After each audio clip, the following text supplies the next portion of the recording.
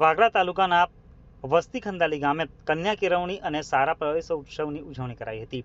ભરૂચ જિલ્લામાં શરૂ થયેલા શાળા પ્રવેશોત્સવમાં વસ્તી ખંદાલી ગામમાં તાલુકા પંચાયતના કારોબારીના અધ્યક્ષના હસ્તે નાના ભૂલકાઓને શાળામાં પ્રવેશ કરાવ્યો હતો, જેમાં તાલુકા પંચાયતના ઉપપ્રમુખ સહિતના સભ્યો અને શિક્ષકો પણ ઉપસ્થિત રહ્યા હતા। અધિકારીઓ અને પદાધિકારીઓ શાળામાં હાજર રહ્યા। ગુજરાતમાં બાળકોનો શાળા પ્રવેશોત્સવ શરૂ થયો છે। આ વર્ષે ગુજરાતમાં 21મો શાળા પ્રવેશોત્સવ અને કન્યા કેળવણી મહોત્સવ યોજાયો છે, જેમાં સમગ્ર રાજ્યભરમાં 26 જૂનથી 28 જૂન દરમિયાન ત્રિદિવસીય પ્રવેશોત્સવમાં અંદાજે 32.33 લાખ બાળકોને શાળા પ્રવેશોત્સવ થનાર છે, જેમાં જિલ્લા કક્ષાએ અનેક અધિકારીઓ અને પદાધિકારીઓએ પોતાના વિસ્તારમાં શાળા પ્રવેશોત્સવ કરાવ્યો હતો।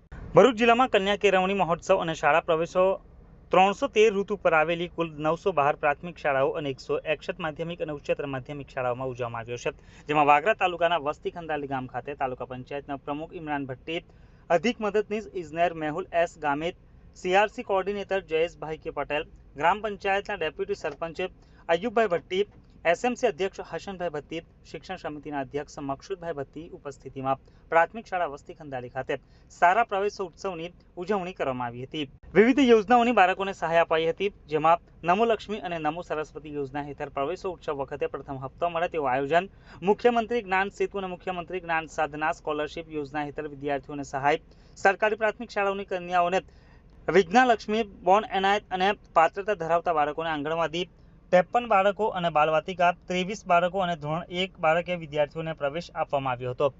આજે સવારે 9 વાગ્યે આ કાર્યક્રમ આયોજિત કરાયો હતો।